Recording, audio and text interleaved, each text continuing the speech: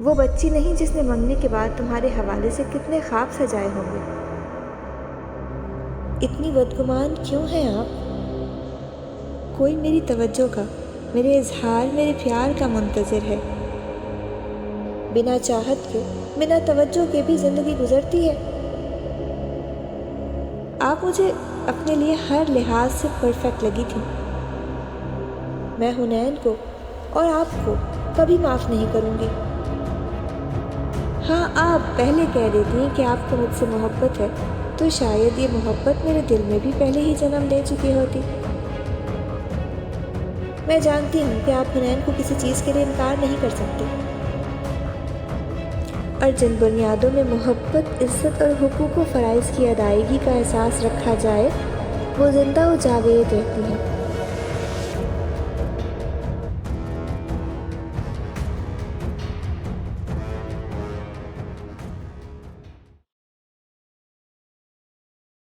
آپ سن رہے ہیں سعدیہ عابد کے ناول بند قبا کھلنے لگی جانا کی قسط نمبر 50۔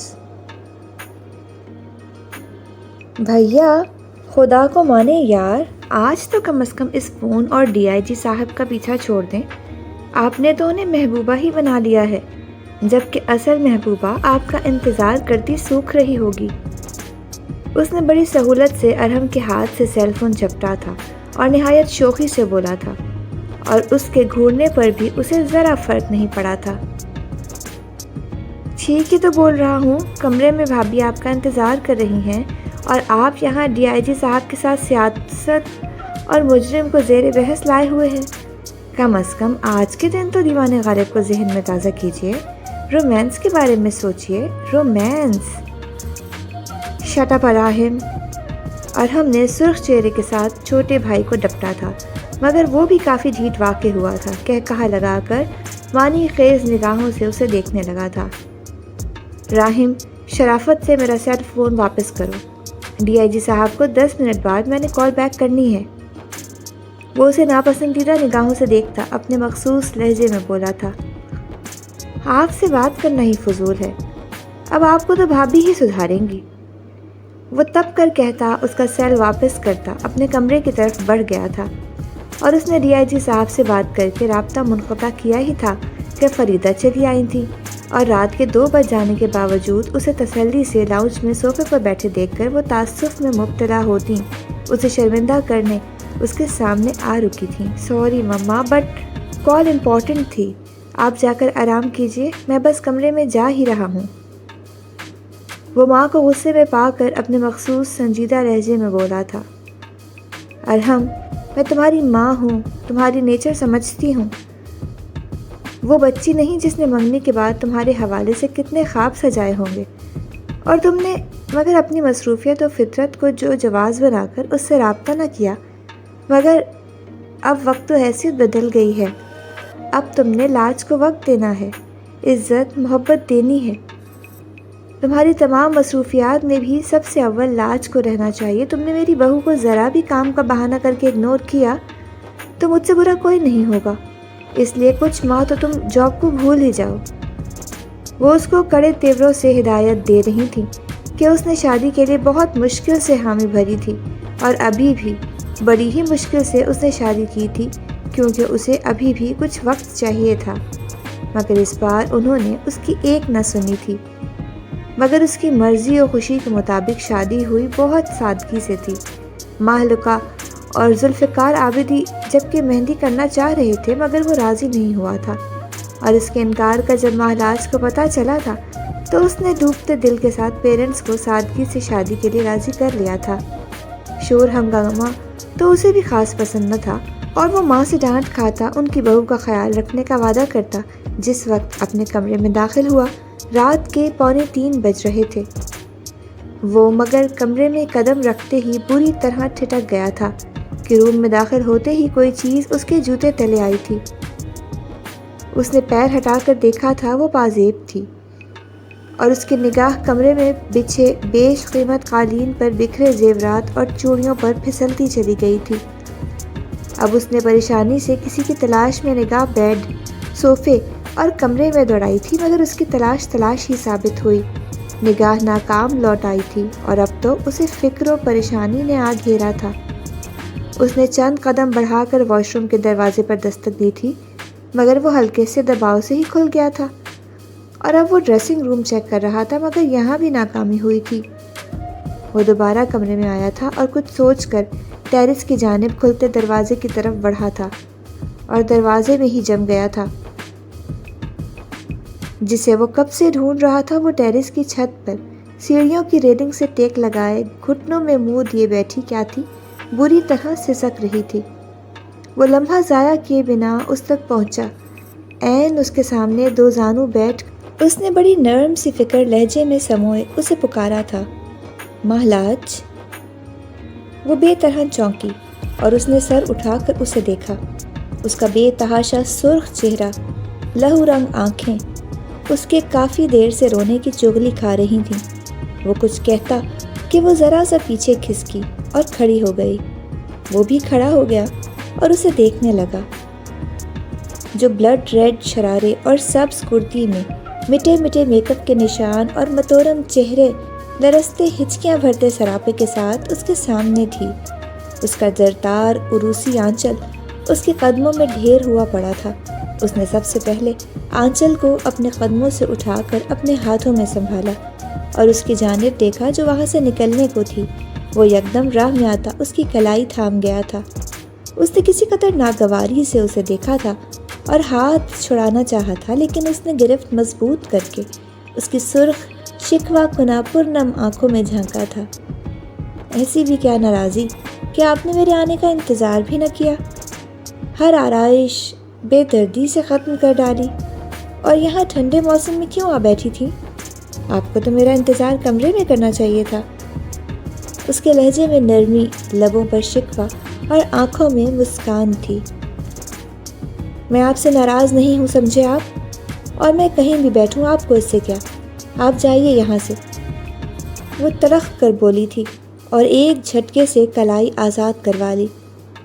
اف، اتنا غصہ! بندہ ناچیز سے ایسی بھی کیا خطا سرزد ہو گئی؟ وہ نرم سی شوخی سے کہتا اس کو متحیر کر گیا تھا کہ کہاں امید تھی اس کا لہجہ اتنا خوبصورت شوخ ہو سکتا ہے۔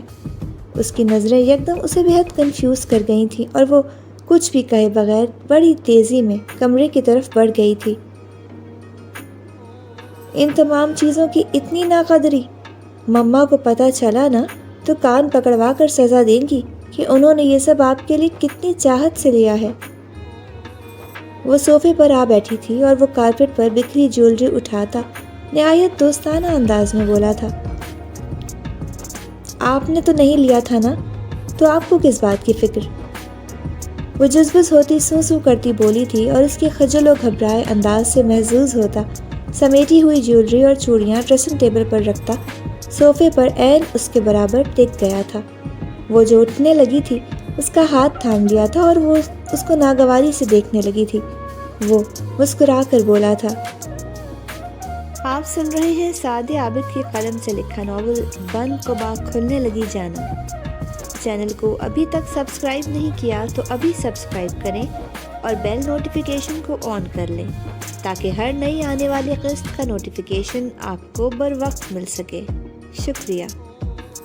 آپ کے لیے ہر چیز مما نے پسند کی ہے کہ آپ کو بھی میرے لیے مما نے ہی پسند کیا ہے۔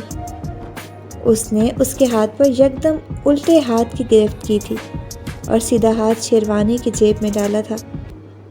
جانتی ہوں، بتانے کی ضرورت نہیں ہے، اور مجھ سے آپ کو شادی نہیں کرنی تھی تو صاف کہہ دیتے، اپنی اور میری زندگی برباد کرنے کی ضرورت نہیں تھی۔ وہ روتے ہوئے کہتی اپنا ہاتھ چھڑاتی اس کے برابر سے اٹھی تھی اور وارڈروب کھول کر ترتیب سے لٹکے ایک سے بڑھ کر ایک حسین سوٹ میں سے نسبتاً سادہ سوٹ لے کر واش روم میں گھس گئی تھی، اور اس کے لیے سوچو کہ کئی در وا کر گئی تھی۔ اسی لیے جب وہ بہت سارا رو چکنے کے بعد منہ دھو کر اور چینج کر کے آئی تھی تو وہ اس کو بازو سے تھام کر بیڈ پر بٹھاتا سوال کر گیا تھا، اتنی بدگمان کیوں ہیں آپ؟ نظر اس کے نم سبھی چہرے پر ٹکی تھی۔ تقریباً 8 ماہ ہماری منگنی رہی، آپ نے کبھی خود سے رابطہ نہ کیا۔ اگر سرے راہ سرے محفل ٹکرا گئے تو مجھے یوں نظر انداز کر گئے جیسے میں آپ کی کچھ لگتی ہی نہیں۔ شادی کے لیے انکار کرتے رہے اور شادی ہو گئی تو آپ کو جیسے فرق ہی نہیں پڑا۔ ساری دنیا اہم ہے ایک میرے علاوہ۔ انتظار کر کر کے آپ کا تھک گئی اور آپ کہتے ہیں کہ بدگمان کیوں ہوں؟ تو آپ ہی بتائیے کہ کیا اب بھی بدگمان نہ ہوں؟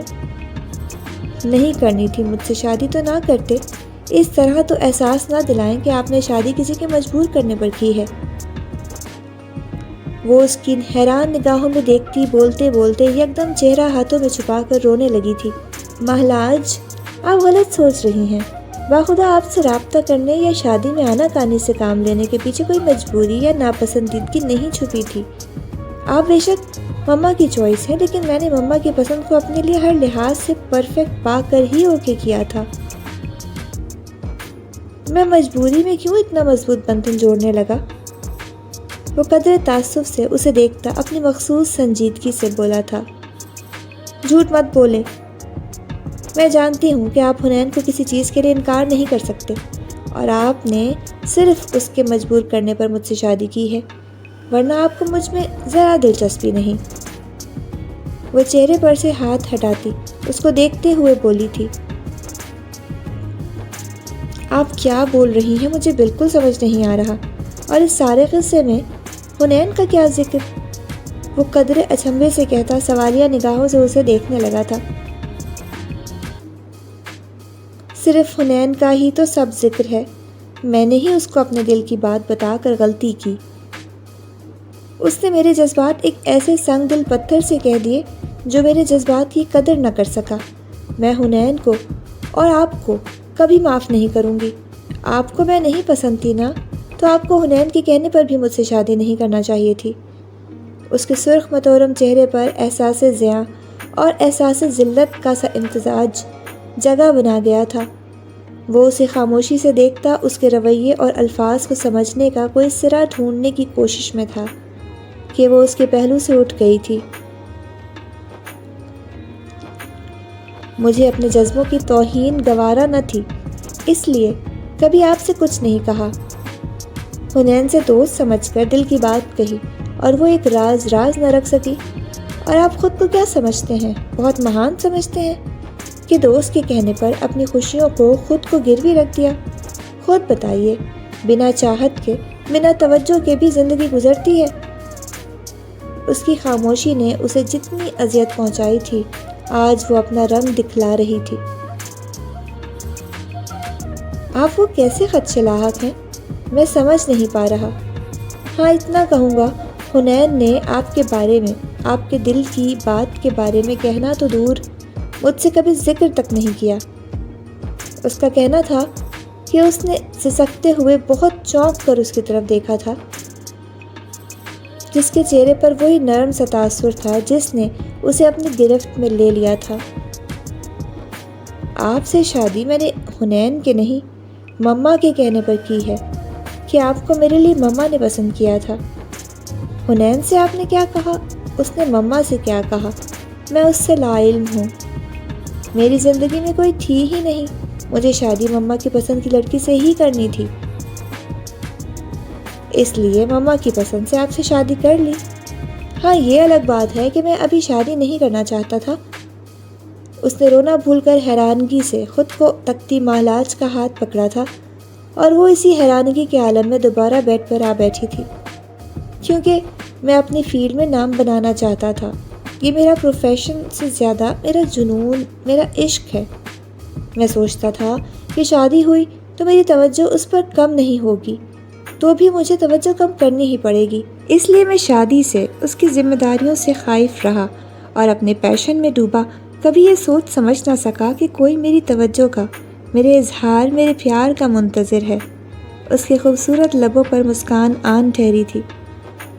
وہ جو اس کو دیکھتی توجہ سے سن رہی تھی، یکدم نگاہ جھکا گئی تھی۔ آپ سے شادی نہ کرنے یا آپ سے منگنی کے بعد رابطہ نہ کرنے کے پیچھے صرف میرا پیشن تھا، نہ کوئی اور وجہ۔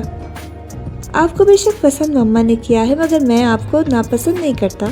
اگر ایسا ہوتا تو میں شادی نہ کرتا، کہ میں بہت اچھا ہوں مگر اتنا بھی نہیں کہ زندگی کا اتنا بڑا فیصلہ صرف فرما برداری کی نظر کر دیتا۔